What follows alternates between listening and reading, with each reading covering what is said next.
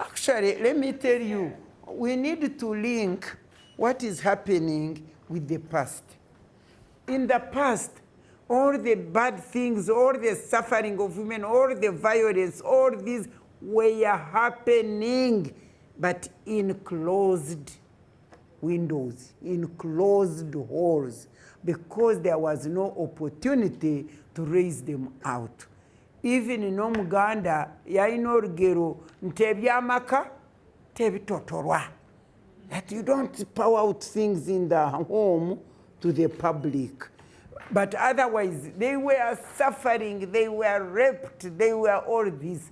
But praise the Lord, one of the things I thank the President Museveni for, although we disagree on many, many things, is that when he came and took power, he opened the space for women to come into the public life.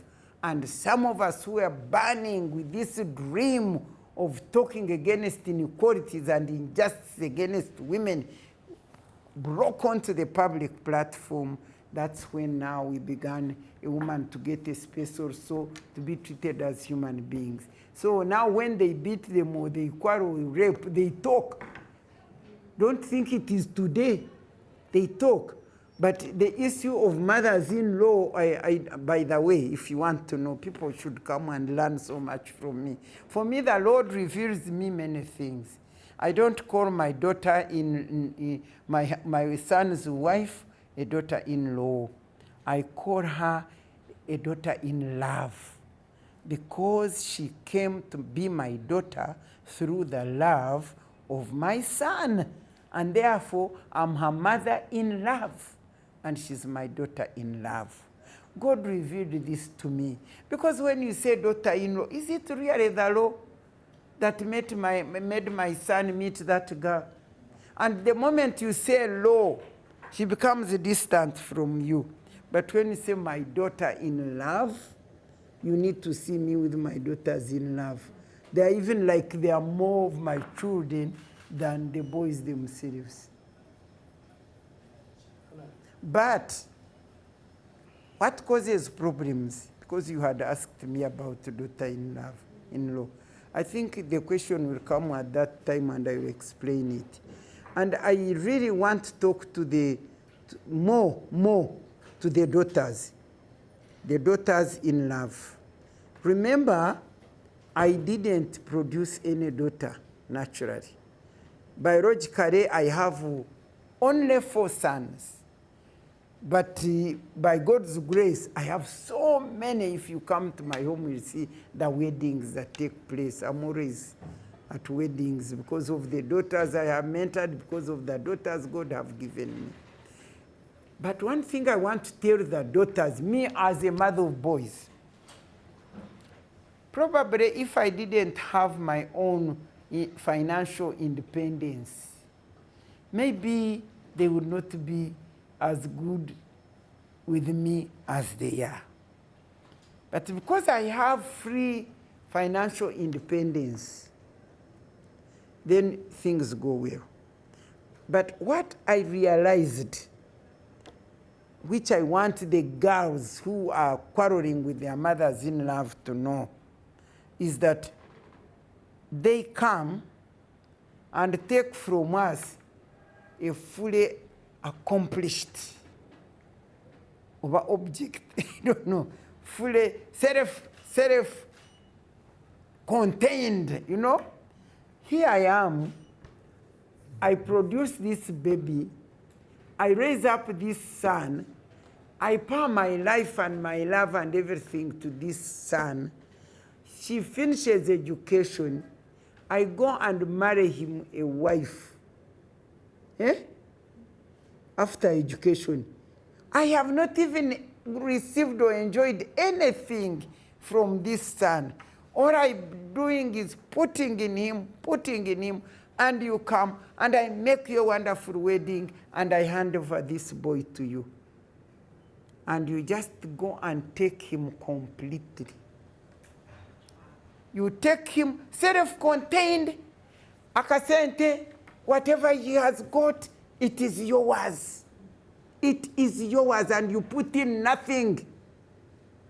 You put in nothing, you take him, and I'm now looking at those people, the rural people, the poor people who were investing in this boy, that when he grows, he's okay, he can also abasendingira ku kasukari obanachi.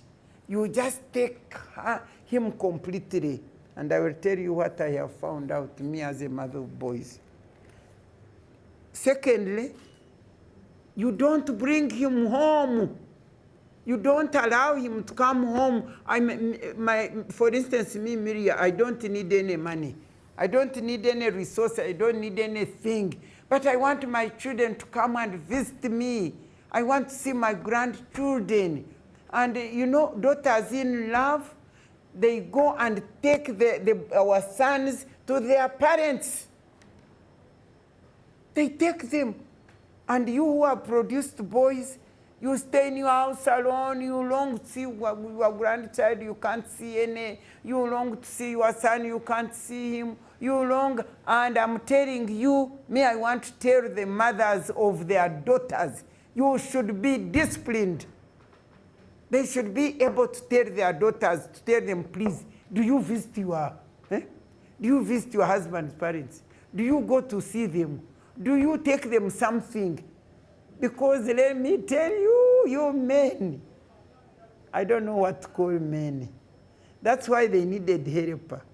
The moment a woman takes this boy, that's it. For him, he's blind. He can't even remember what about my mother? I'm not saying everybody, but generally I share with people I have seen. And me, I have a personal experience. People going and I don't see them, grandchildren, I'm crying. When are you bringing them? They are busy, and yet in their in-laws, they are there 24 hours. So you girls, the advice I give girls, whether you are mother-in-law is tough, whether she's hard, whether she's anything, tolerate her.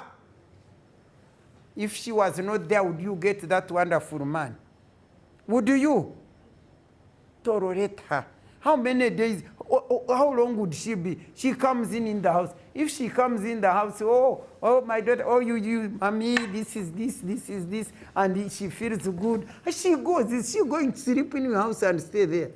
The other day I saw a video where the man was, a husband was, a mother-in-law was fighting with what? With a daughter-in-law. The daughter-in-law wants to sit in front near her husband, and the mother wanted to sit there. And then he said, but this is my son, but this is my husband. Stupid. How can you a girl, tell your mother-in-law like that? I mean, if she wants to sit in front near her son, because she's been missing him. You've been there 24 hours with this man, and she wants to sit near him, and you know, did you love him more than she loves her? She loves you. In any case, you can even divorce him. But the mother will not divorce the son. So please, these girls, for me, I don't know my children anymore, but they know who I am and so on. But for me, if I go to visit them, like in UK, because in UK there, I don't have my vehicle there. But if I visit them or in America where they open for me the front door. I sit with the son, the lady sits behind with the children. I mean, what's wrong with that? What's wrong with that? You can imagine you are fighting with your mother-in-law because she wants to sit near her son. That's hopeless. They must be told.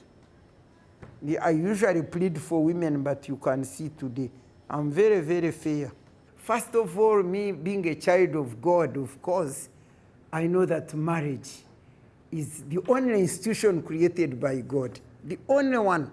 The other institutions, parliament, all those are a product of human beings who constitute those institutions from the best institution that was created by God, which is the family. And why am I so excited these days? Because this institution is threatened The devil is attacking this institution so much that we really need to rise up and restructure and rebuild it. And most of the challenges are the things which God created me to fight for. The whole issue of gender equality and women's empowerment. Because one of the messages I want to deliver to the people who will listen to me is marriage is not just an alternative. Marriage for a man and a woman is a must according to God's way of humanity. Because when he created a man and he saw he was helpless, he could not discharge the responsibilities he wanted to give him, he said, no, I must create for him a suitable helper. These men need to know that without us, they are helpless, I can assure you. And they need somebody like me to explain this matter to them. And because of lack of understanding of that, equal partners in the institution of God, that's why marriage is now threatened. And in fact, one of the things I tell these girls, they call themselves career women. Career women, they are CEOs, they don't want to marry because the men fear them, and the women also see men who don't have purpose, and so they say, we are career women, we are not going to marry. I ask them, what are you carrying if you are not carrying a family? If you are not carrying a family with you to get the blessings of Abraham, Isaac, and Jacob, like me, Miria Matembe here, what are you carrying? I have been a career woman, a professional, the Honorable Dr. Miria Matembe, Member of Parliament, Africa, Minister, what? But I tell you, when the career dropped me, I fell in God's grace and in my family's hands. And people have got to know that. And I sit here, by the way, as they call me impossible, that vocal woman, she's so impossible. How does the husband manage her? And I say, why should the husband manage me? Am I a factory? Am I an office? Am I an object to be managed? I'm a human being to be understood and be loved and be valued and cherished, because a woman is the most valuable thing to humanity. And as I talk now, this impossible, difficult woman is already 50 years in marriage. So, isn't that why I want to talk to these people? If this vocal career woman can get it 50 years with sons and daughters in love and sons in love and grandchildren, how can we say that marriage is difficult and cannot be made? Especially those politicians. Who is more of a politician than Miria Matembe?